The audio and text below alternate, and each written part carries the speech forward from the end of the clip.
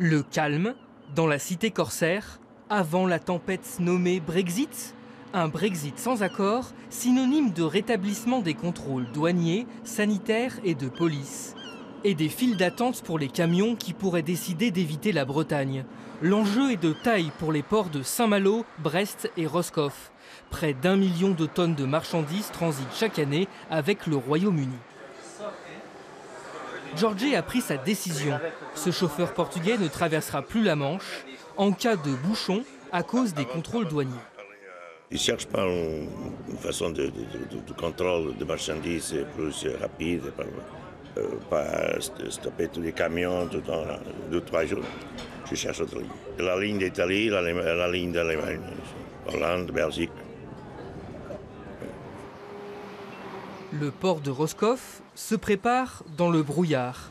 2 nouvelles guérites vont être construites courant mars et un poste d'inspection ici pour les contrôles sanitaires. 15 douaniers supplémentaires vont être dépêchés à Roscoff et Saint-Malo. Mais vont-ils devoir examiner chaque camion dès le 30 mars? Les modalités ne sont toujours pas décidées. C'est l'objet des négociations en cours qu'on appelle ces fameuses mesures de contingence qui visent à atténuer les obligations dans un premier temps, le temps que tout le monde s'organise.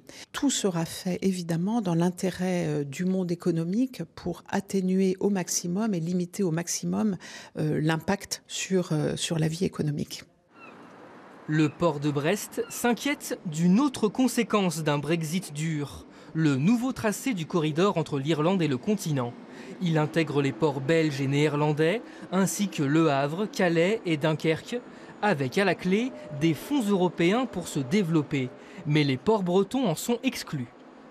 Que les ports français, pour lesquels j'ai beaucoup de respect, de Calais, Dunkerque et de Havre soient intégrés, c'est une bonne chose. Mais que les ports bretons en soient exclus, ça me paraît être très contestable. Très contestable, surtout sur le financement de nos investissements qui sont par définition très lourds sur tout ce qui est portuaire. Mais la bataille des corridors n'est pas encore perdue. L'intégration des ports bretons sera revue à partir de 2021. D'ici là, les autorités avancent dans le flou, comme le reconnaît la région, propriétaire des ports.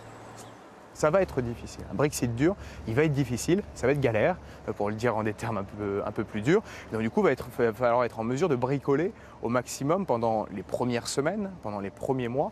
Mais ensuite, nous, c'est notre responsabilité, permettre au port de Saint-Malo, au port de Roscoff, d'avoir véritablement des infrastructures qui lui permettent d'affronter les nouvelles contraintes. Affronter l'inconnu à l'aube d'un mois crucial. Le compte à rebours s'accélère.